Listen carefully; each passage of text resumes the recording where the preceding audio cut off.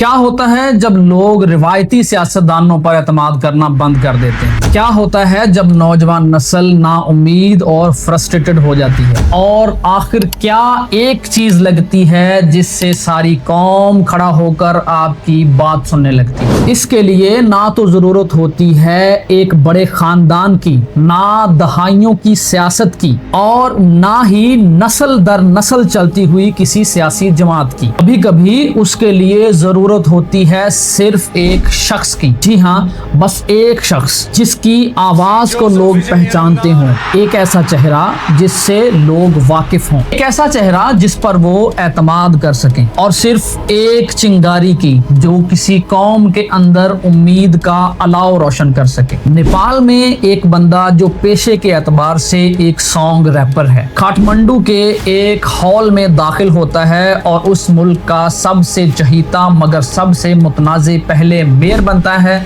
और बाद में प्राइम मिनिस्टर बन जाता है। और दूसरी तरफ इंडिया का एक सुपरस्टार जिसने 30 साल तक लोगों को अपनी एक्टिंग से हंसाया भी है, रुलाया भी है, दहाड़ना भी सिखाया है, वो अचानक से सिल्वर स्क्रीन को खैरबाद कहता है और भारत के सख्त तरीन सियासी मैदान में ना सिर्फ उतरता है बल्कि जीतता है और सीएम बन जाता है। सी जोसेफ विजय यनुमनान। अस्सलामुअलैकुम, मेरा नाम है मकसूद अहमद मीसम और आप देख रहे हैं मीसम स्पीक्स।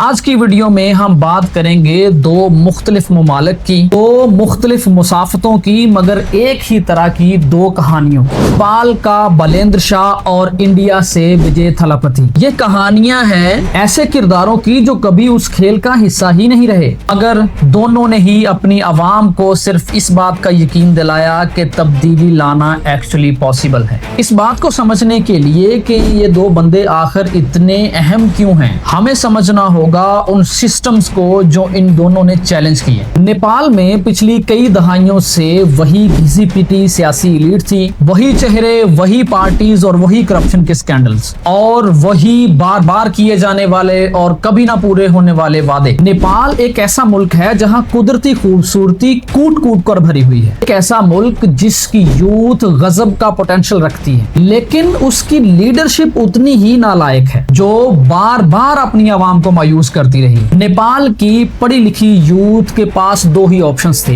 या फिर वो मुल्क छोड़ दे और या वो हार मानकर बैठ जाएं। दूसरी तरफ इंडिया की रियासत तमिलनाडु, जिसकी आबादी करीब करीब 8 करोड़ है, वहां पर दो पार्टियों का राज रहा है मुसलसल, जैसे इन लोगों ने बारियां मुकर्रर कर रखी हों। Both of them very well connected and very powerful. अगर 2020 के आते आते तमिलनाडु की नौजवान नस्ल ने इस बात का इदराक किया कि इनमें से कोई भी पार्टी एक्चुअली में इनको रिप्रेजेंट नहीं कर रही, उनके जज्बात की तर्जुमानी नहीं कर रही। अब इन दोनों कहानियों में जहां एक बंदा काठमांडू के स्टेज से और दूसरा साउथ इंडिया के बहुत बड़े फिल्मी सेट से निकल कर आता है, ये दोनों सियासत में कदम तो रख देते हैं, लेकिन ये दोनों किसी भी तरह से, किसी भी एंगल से सियासतदान नहीं लगते। And that was exactly the point. Balendra Shah का जन्म 27 अप्रैल 1990 को काठमांडू के मुजाफात नारा देवी में होता है और दुनिया उसको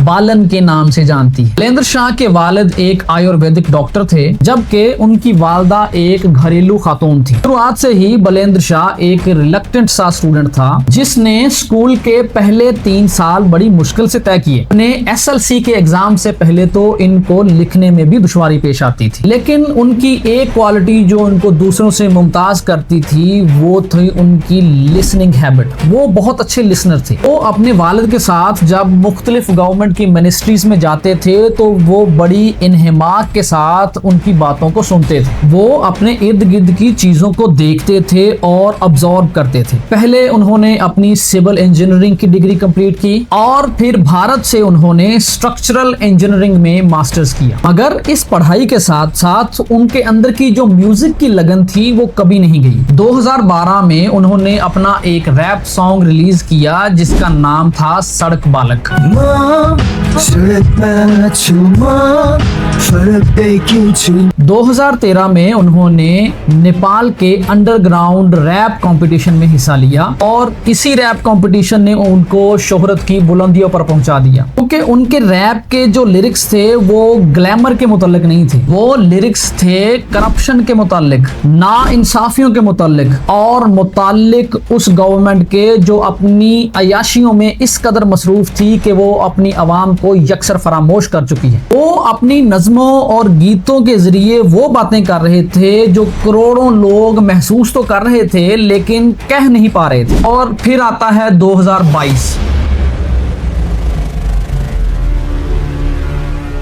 बलेंद्र शाह कुछ ऐसा करते हैं जिसकी तवक्को किसी ने भी नहीं की थी। वो काठमांडू के मेयर का इलेक्शन लड़ते हैं बिना किसी पार्टी के साथ मिले हुए एज एन इंडिपेंडेंट कैंडिडेट। कोई पॉलिटिकल मशीनरी नहीं, सिर्फ एक आदमी और उसका एक पैगाम, और उनका इलेक्शन सिंबल होता है एक वॉकिंग स्टिक। इस इलेक्शन के नतीजे ने सबको हैरान कर दिया। बलेंद्र शाह कामयाब हो जाते हैं 61,767 वोट लेने में और वो नेपाली कांग्रेस के कैंडिडेट को 23,000 वोटों के मार्जिन से हरा देते हैं। और याद रखिएगा कि ये जीत इतनी बड़ी या इतनी सिग्निफिकेंट इसलिए भी है क्योंकि ये आज तक नेपाली हिस्ट्री में, नेपाली पॉलिटिकल हिस्ट्री में नहीं हुआ था। Balendra Shah was the first independent candidate in the history to become the mayor of Kathmandu. Mayor बनने के बाद उन्होंने अपना दो टोक नजरिया अपनाया। उन्होंने जो चंद इनकलाबी इकदाम किए उनमें बिल्डिंग परमिट्स को डिजिटलाइज करना, अपनी सिटी काउंसिल की मीटिंग्स को लाइव नशर करना शामिल हैं। और ये काम आज से पहले कोई सियासतदान, कोई नेपाली सियासतदान नहीं कर सका।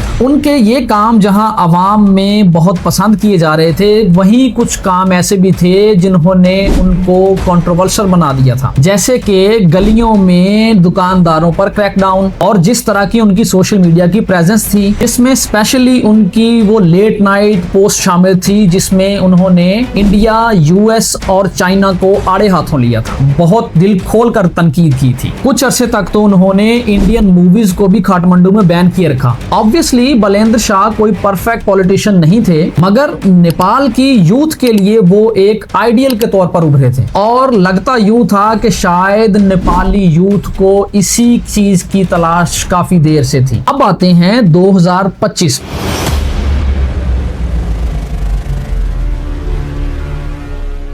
जब जेन जी निकली सड़कों पर प्रोटेस्ट के लिए, एहतजाज के लिए, और यकीन कीजिए कि इस एहतजाज ने नेपाल की पॉलिटिकल एस्टेब्लिशमेंट की बुनियादों को हिलाकर रख दिया और ये एहतजाज खत्म हुए केपी शर्मा की गवर्नमेंट के साथ। इन एहतजाजों में बलेंद्र शाह इन सब प्रोटेस्टर्स की आवाज बने रहे और 2025 में ही बलेंद्र शाह ने अस्त्रिया स्वतंत्र पार्टी को ज्वाइन कर लिया। जनवरी 2026 में उन्होंने अपनी मेयरशिप से रिजाइन कर दिया और 5 मार्च 2026 को जब नेपालियों ने वोट किया तो पता चला कि आरएसपी हर जगह पर अपने झंडे गाड़ चुकी है। Our rapper turned politician Balendra Shah is also in the fray. और यूं 27 मार्च 2026 को एक रैपर, एक आम शख्स, एक इंजीनियर, एक आउटसाइडर हल्फ उठाता है as prime minister of Nepal. 36 साला बलेंद्र शाह दुनिया का कम उम्र तरीन हेड ऑफ द स्टेट, एक आदमी जो टूटी हुई गलियों के मुतल्लिक रैप किया करता था, अब रिस्पॉन्सिबल है एक पूरी कौम को बिल्ड करने का। अब बात करते हैं हमारे दूसरे हमसाये की, हमारी कहानी के दूसरे किरदार की, तमिलनाडु, जहां एक और तरह का इनकलाब बर्पा होने को था। 22 जून 1974 जन्म होता है जोसेफ विजय चंद्रशेखर का, मद्रास के इलाके में, जिसको अब चेन्नई के नाम से जाना जाता है। विजय के फादर एक फिल्म डायरेक्टर थे और उनकी माँ एक बैकग्राउंड सिंगर थी, तो हम कह सकते हैं कि विजय ने अपना बचपन एक सिनेमा के गिर्द गिर्द गुजारा। 18 साल की कम उम्र में ही उन्होंने अपना फिल्मी डेब्यू किया और 1990 के आते आते वो एक रोमांस आइकन बन गए। 2000s में वो एक एक्शन सुपरस्टार के तौर पर उभरे और 2010 के आते आते तक वो एक कल्चरल इंस्टीट्यूशन बन चुके थे। विजय के फैंस उनको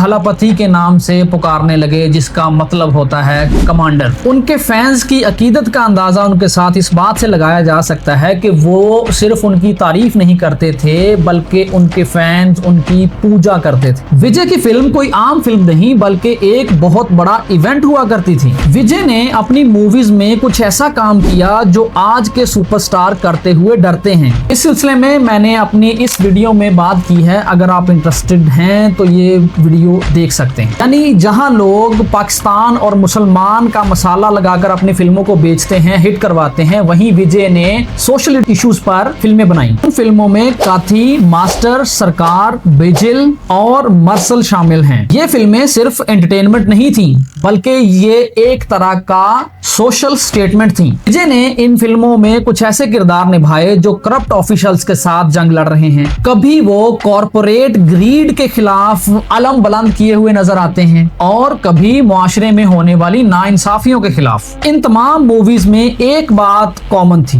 कि आप चाहे कितने भी पावरफुल क्यों ना हो, कानून के सामने आप अकाउंटेबल हैं। और विजय के फैंस ने इन स्टोरीज को सिर्फ देखा नहीं बल्कि उन पर यकीन भी कर लिया। और दूसरी तरफ विजय ने आहिस्ता से खामोशी के साथ सिनेमा हॉल से हटकर कुछ करना शुरू किया। विजय ने 2009 में लॉन्च किया विजय मक्कल इयक्कम। शुरू में तो ये एक फैन बेस वेलफेयर ऑर्गेनाइजेशन थी, लेकिन आहिस्ता आहिस्ता इसने अपनी जड़ें तमाम तमिलनाडु में फैला ली। 2021 में इस ऑर्गेनाइजेशन के मेंबर्स ने लोकल इलेक्शंस में हिस्सा लिया और 169 में से 115 सीटें लेने में कामयाब हो गए। अब विजय ने शायद ये बात भांप ली थी कि अब ये बात फैंडम से निकलकर इंफ्रास्ट्रक्चर लेवल तक पहुंच चुकी। 2 फरवरी 2024 को विजय फिल्मों से रिटायरमेंट का ऐलान कर देते हैं और बुनियाद रखते हैं तमिलागा वेट्री कज़गम पार्टी की। वो ऐलान करते हैं कि वो अब फिल्मों की बजाय आवाम की खिदमत को अपना नस्बुलैन बनाएंगे। उनका सियासी मोटो बहुत क्लियर था। वो यकीन रखते थे सेकुलरिज्म में और सोशल जस्टिस में। उन्होंने नरेंद्र मोदी की पार्टी बीजेपी को खुलकर अपना मुखालिफ करार दिया। 27 अक्टूबर 2024 को टीवी के पार्टी अपना पहला सियासी जलसा ऑर्गेनाइज करती है और वेन्यू के तौर पर विक्रवंडी का इंतखाब किया जाता है। विजय की पार्टी के पहले जलसे में ही 8 लाख से ज्यादा लोग शिरकत करते हैं और तमिलनाडु की हिस्ट्री में रिसेंट टाइम्स में it was one of the largest gathering. और स्टेज पर खड़े होकर विजय अपनी ऑडियंस से एक सवाल करते हैं। सी जोसेफ विजय एनुम नान